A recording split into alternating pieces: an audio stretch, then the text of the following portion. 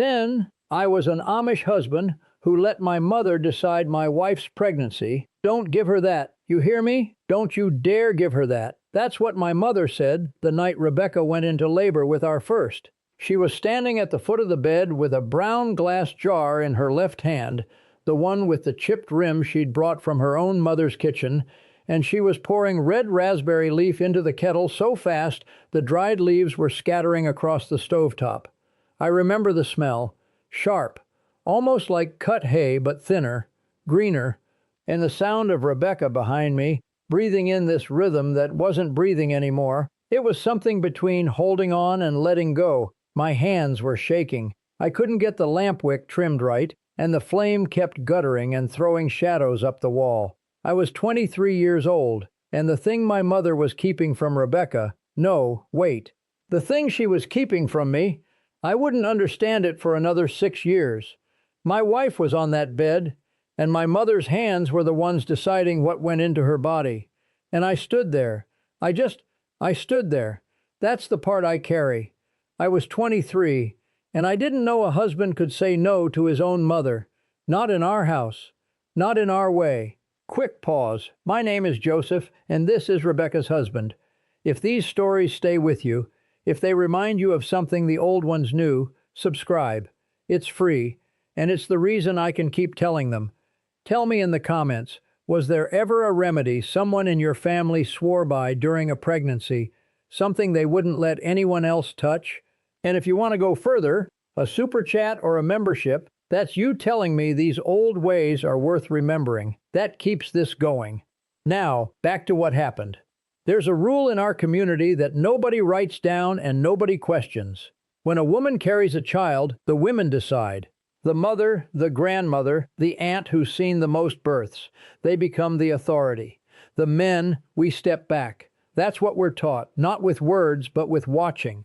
I watched my dad stand outside on the porch the night my youngest sister was born, and he didn't come inside until Ma'am sent my brother Eli to fetch him. He was out there 3 hours in November cold, hands in his coat pockets, breath coming out like smoke. He never complained. He never asked what was happening in that room. And when I asked him once, I was maybe 12, why he didn't go in, he looked at me like I'd asked why the sky was up. That's not where we belong, Joseph. That's what he said. And I believed him. Because the women in our families, they carried knowledge. Real knowledge. Which herbs to steep, which roots to boil, how long to let a tincture sit before it was ready. The brochure might come for a fever or a wound, but for pregnancy, for labor, for the weeks after, that was the women's domain. And the thing about that rule is it worked. Most of the time. Until it didn't. In our house, the rule lived in small ways I didn't even notice until I was grown. Ma'am kept a shelf in the cellar. The root cellar with the stone floor that sweated in August and smelled like iron and damp earth. And on that shelf were maybe 15 brown bottles. No labels. She knew every one by smell. Raspberry leaf, chamomile, nettle, black cohosh in a shorter, wider jar she kept pushed to the back. I asked her once what the black cohosh was for. I was maybe 14. She wiped her hands on her apron and said, "That's not for you to know yet." And I didn't ask again. A son doesn't. Not because he's afraid, because the silence has a weight to it, and you learn to respect what you don't understand. I carried that respect right into my marriage, right into the night everything went wrong. I married Rebecca when I was 22. She was 20. Her family had a farm over in the next district. Dad called it the Lapp place, even though the Lapps hadn't owned it in 30 years. Rebecca was quiet the way water is quiet, not empty, full. Full of something moving underneath that you couldn't always see. She had this way of looking at you where you felt like she already knew what you were going to say, and she was just waiting for you to catch up. I loved that about her. I loved that she could stand in the kitchen shelling peas and not say a word for an hour, and it didn't feel like silence. It felt like company. We were married in November, and by the following September she was pregnant with our first. I remember the night she told me. We were sitting at the table after supper, and she put her hand flat on the wood, right on the spot where the grain makes that knot that looks like a closed eye. And she said, "Joseph, It's coming. That's all. I didn't know what to say. I think I said something stupid like, "Are you sure?" She just looked at me with those eyes. She was sure. The preparations started almost immediately, but not by us, by my mother. Ma'am came the next Sunday after church, and she sat Rebecca down in the kitchen and told her what she'd be drinking every day. Red raspberry leaf tea, 3 cups, starting in the 5th month. Nettle tea in the mornings for the iron, and a tincture she'd make herself. She wouldn't say exactly what was in it, just that her mother had used it and her mother's mother before that. It strengthens the womb, she said. She said it the way you'd say the sun rises in the east. No room for questions. Rebecca looked at me. I saw it. That flicker in her eyes. Not quite fear, more like a question she wanted to ask but couldn't. Not with Ma'am right there. And give me a second. This is the part that's hard. I nodded at Rebecca. I nodded like it was fine. Like Ma'am knew best. Because I believed she did. And maybe she did know some things. But the thing I didn't know, the thing neither of us knew, was that Rebecca's body was already telling us something was different about this pregnancy, and we weren't listening. We were listening to Ma'am. By the 7th month, Rebecca was thinner than she should have been. I could see it in her wrists. The bones showed through like branches under snow. She was drinking everything Ma'am told her to drink. The raspberry leaf, the nettle, the tincture from the brown bottle with no label. She was eating, but not much. She said the teas made her stomach tight. Ma'am said that was normal. The body's making room, she said. I remember standing in the barn with the second beam Dad had to brace after the storm of '94, and I was forking hay down from the loft, and I stopped. Just stopped. Because something in my chest was pulling, like a thread being drawn through fabric, and I thought, something isn't right. But I didn't say it. I didn't say it to Rebecca. I didn't say it to Ma'am. I didn't say it to Dat. Because what did I know about carrying a child? What did any man know? That's what I told myself. And I went back to forking hay. The night Rebecca went into labor was the 23rd of June. I remember because the fireflies were out, hundreds of them in the field behind the house, blinking like the land itself was breathing. Ma'am arrived before I even sent for her. She must have sensed it, or maybe Rebecca had told her something I didn't know about. She came through the door with her basket, the split oak one with the leather handle that was starting to crack, and inside it were the bottles, the cloths, a pair of scissors wrapped in a white rag, and something I hadn't seen before.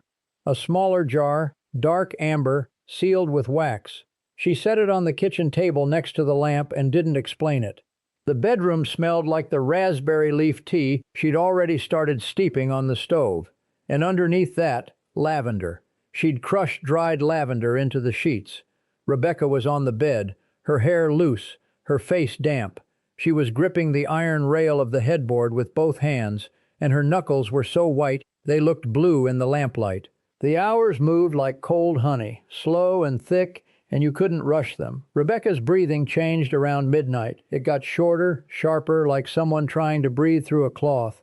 Ma'am was at the foot of the bed, her hands moving, checking, murmuring things I couldn't hear. She looked calm. She always looked calm. That was the thing about Ma'am. Her calm wasn't peace, it was control. At some point she turned to me and said, "Joseph, boil more water." And I did. I boiled water on the cook stove, and I stood there watching the pot and listening to my wife's sounds come through the wall. Sounds I'd never heard a person make. Not screaming, worse than screaming. This low, ground-level moan that came from somewhere below language. And then Ma'am's voice, sharp. "Don't give her that. You hear me?" She was talking to Rebecca's sister, Anna, who'd come to help. Anna had brought something. I found out later it was a tincture of blue cohosh that the midwife in her district swore by to speed labor.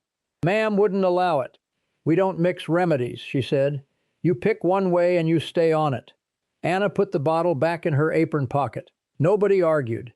The baby came at 10 minutes past 4 in the morning. A boy. He was small. Too small, I thought. But Ma'am wrapped him in the cloth she'd brought and laid him on Rebecca's chest and said, "He's good. He's whole." But Rebecca wasn't right. Her face was the color of the tallow candle on the nightstand, gray-white, and she was shaking. Not the shaking of cold, but the shaking of a body that's used up everything it has. She was bleeding. More than she should have been. I could see it on the sheets, even in the dim light. Ma'am moved fast then. She unsealed that dark amber jar, the one she hadn't explained, and she mixed something into warm water. I caught the smell, bitter, earthy, like the underside of a rotting log in October. She lifted Rebecca's head and made her drink. 3 swallows. Rebecca's eyes were barely open. I was standing in the doorway. My hands were gripping the doorframe so hard, the wood grain pressed into my palms and left marks I could still see the next morning. And Ma'am looked at me once, just once, and in that look was something I didn't understand then. It wasn't confidence, it was fear. She was afraid too. She just wouldn't let it show. The bleeding slowed, not right away. But by the time the sun came up through the east window, it had slowed. Rebecca slept. The baby slept. And I sat in the chair by the bed with my jaw locked so tight I couldn't swallow the coffee Ma'am pressed into my hand. What I didn't know, what nobody told me for years, was that Rebecca had been showing signs of trouble since the 6th month. The thinness, the tightness in her stomach, the way her ankles swelled so bad by evening she couldn't wear her shoes. These were signs, real signs.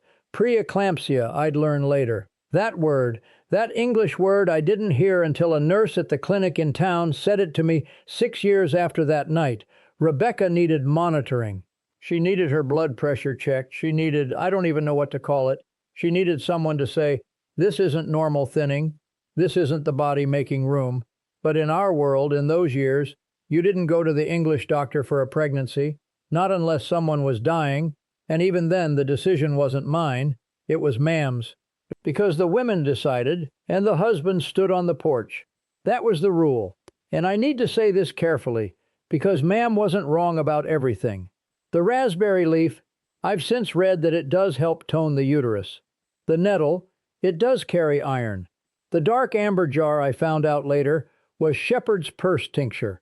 That's a real remedy, old as the hills. Shepherd's purse has been used for centuries to slow bleeding after birth. Ma'am knew that. Her mother knew that. It may have saved Rebecca's life that night. I believe it did. But it was also the only tool Ma'am had. And when your only tool is a hammer, I think you know the rest. She wasn't a hard woman. I need you to understand that. She loved Rebecca. She loved that baby. She did what her mother did. She carried the knowledge she was given, and she carried it with pride, and that pride wouldn't let her say the 3 words that might have changed everything. I don't know. None of us knew how to say that. Not Ma'am, not Dat, not the bishop, not any of us. And I carried that. After that night, I built a system around the silence. That's what men do. We don't name the thing. We build around it. I went back to the fields the next morning. I mean, not the very next morning, but close. 2 days later. The hay wasn't going to cut itself, and the corn needed cultivating, and there was a fence post on the south line that had been leaning since April. I worked. That's what I did.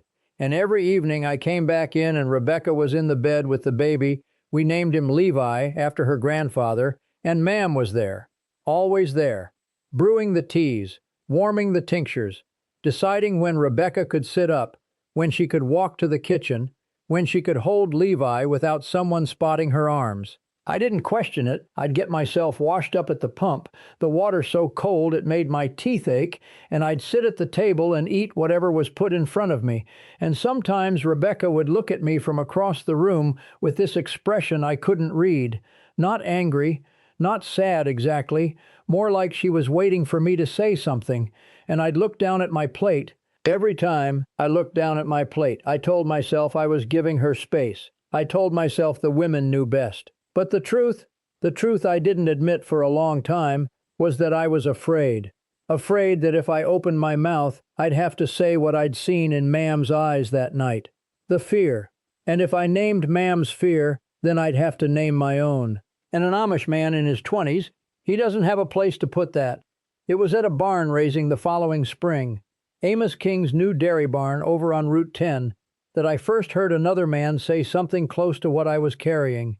We were up on the crossbeams, maybe 15 feet off the ground, and the wind was pulling at our hats, and Daniel Stoltzfus was next to me driving pegs. Daniel was older, maybe 40, quiet man, hands like leather gloves, and out of nowhere he said, "My Sarah almost bled out with the fourth one." Just like that. No lead-up. He drove another peg. I didn't say anything for a while. Then I said, "What'd you do?" And he said, "I'll never forget this." He said, "Nothing. Her mother handled it." 7 words.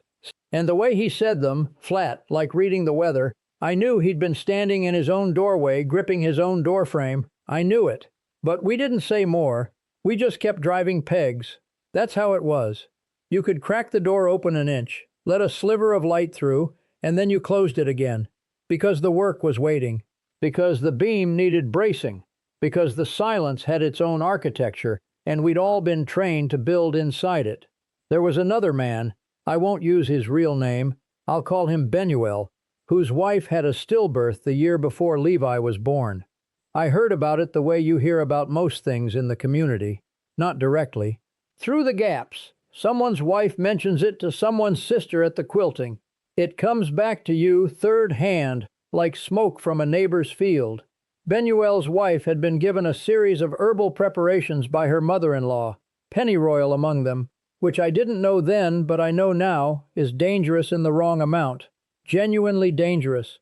Benuel told me once, years later, standing by the wood shop while our boys played in the shavings, that he'd asked his mother-in-law what was in the tea, and she'd said, "You don't need to know that." Same words, same wall. He said he'd gone out to the field that night and stood by the fence until his hands went numb. "I didn't pray," he said. "I couldn't. I just stood there." 4 winters later, I was still carrying all of it. That night with Rebecca, Daniel's 7 words, Benuel's story, like stones in the pockets of a coat I couldn't take off. And I hadn't told a single soul what I actually felt. Not one. The moment it broke open, or started to break open, I was 30 years old. Rebecca and I had 3 children by then. Levi, then Mary, then little Samuel. Each birth Mam had overseen, each one I'd stood aside for. But with Samuel's birth, something had shifted in Rebecca. She was stronger by then, harder in a way that wasn't hard, more like wood that's been seasoned. She told me, 2 months before Samuel was due, sitting at that same kitchen table with the knot that looks like a closed eye, she said, "Joseph, I want to see the midwife in town. The English one, just to be checked." And the way she said it, looking right at me, not flinching, I knew she'd been carrying her own silence all those years, longer than me, heavier than mine, because she'd been the one on the bed.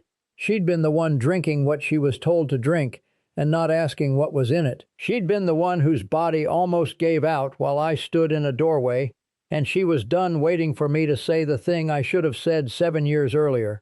I said yes, that was all. I said, "Yeah, we'll go." And I felt something in my chest crack, not break, crack, like ice on a spring pond when the water underneath starts moving again. We went to the midwife, a woman named Karen who worked out of a clinic attached to the hospital.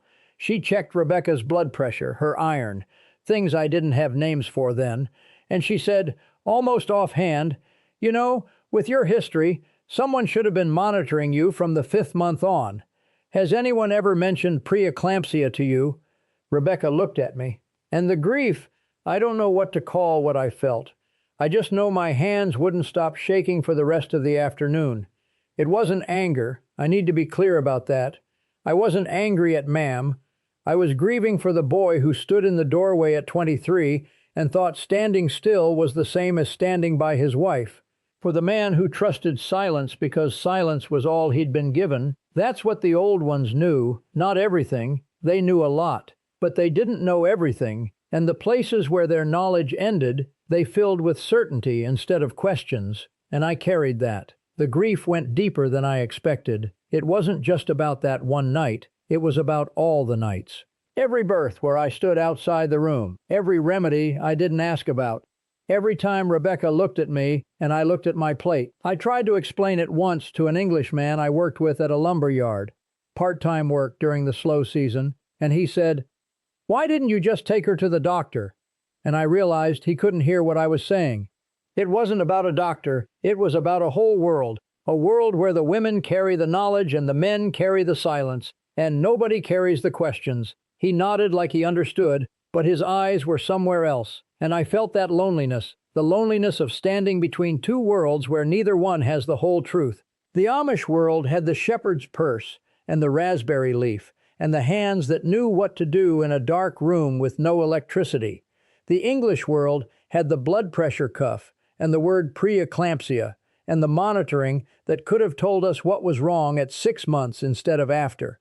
And I stood in the middle, wanting both, belonging fully to neither. That's the quiet devastation nobody talks about. But here's what I won't let go of. 3 things, 3 gifts. The first is the smell of that raspberry leaf tea steeping on the stove at 4 in the morning while the fireflies blinked outside and my son was being born. That smell is holy to me. I don't care what anyone says. The second is the sound of Dat's handplane on oak, that long, clean whisper of the blade drawing a curl of wood so thin you could see light through it, because that sound is the sound of a man who believed in doing one thing right, slow, without shortcut. He was wrong about some things, but that sound wasn't wrong. The third is the taste of cold spring water from the pump behind our house on the morning after Levi was born, when I walked out into the yard and the sun was just clearing the tree line and the whole world smelled like cut grass and milk, and I drank that water and it was so cold it hurt my teeth, and I thought, I'm a father. Whatever else is true, I'm a father. I am homesick for that moment even when I'm standing in the same yard, because I'm not the same man who drank that water, and the yard knows it even if I don't. The truth is this: wisdom dressed in plain clothes is still wisdom, and silence dressed in tradition is still silence. They can sit at the same table. They did in our house, every night, for years. What I'm building now, what Rebecca and I are building, is a house where the old remedies still have a place on the shelf, but the questions have a place too. Where a husband can say, "What's in that bottle?" And it's not disrespect, it's love. Where a wife can say, "I want to be checked," and it's not rebellion. It's the body speaking. Ma'am is older now. She still brings the teas when Rebecca is feeling low, and Rebecca drinks them. And I sit at the table and I watch, and sometimes Ma'am catches my eye, and there's something there that wasn't there before. Not fear, not pride, something softer. I think it might be the beginning of a question she's not ready to ask yet. And I'll wait. I know how to wait. I learned that much. If you grew up somewhere your grandmother's hands were the only pharmacy you knew, I see you. If you watched your father stand outside a room where your mother was in pain, and you thought that's what strength looked like, I see you. And if you're only now learning the difference between standing back and stepping aside, you're not late. You're right on time. If you're still inside the community holding the old ways and the new questions in the same calloused hands, I see you. If you left and you carry a remedy in your memory that you've never told anyone about, I see you. If you're English and something in this story pulled at a thread you didn't know was loose, I see you. If your grandfather knew a cure he never wrote down, and it died with him, and you've been grieving that without knowing what to call it, I see you. And if you lost someone that modern medicine couldn't save, or that the old ways couldn't save, or that nobody could save because nobody asked the right question in time, I see you. Wherever you are in this, you are not alone. Tell me in the comments, what's the one remedy your family carried that nobody else would understand? I want to hear it. Write it down before it disappears. Because there is so much more I haven't said yet. There are remedies I haven't been ready to share. Things my ma'am still won't talk about. Things I found in that root cellar after Grossdaddy passed. But I'm getting closer. If you want to be here when I do, subscribe to Rebecca's Husband. This is where the old ways get remembered and the hard questions get asked. And both are welcome at the same table. And if a super chat or a membership feels right to you, that's you saying these stories matter. And I hear you. The old cures don't have to die quiet. Neither do we.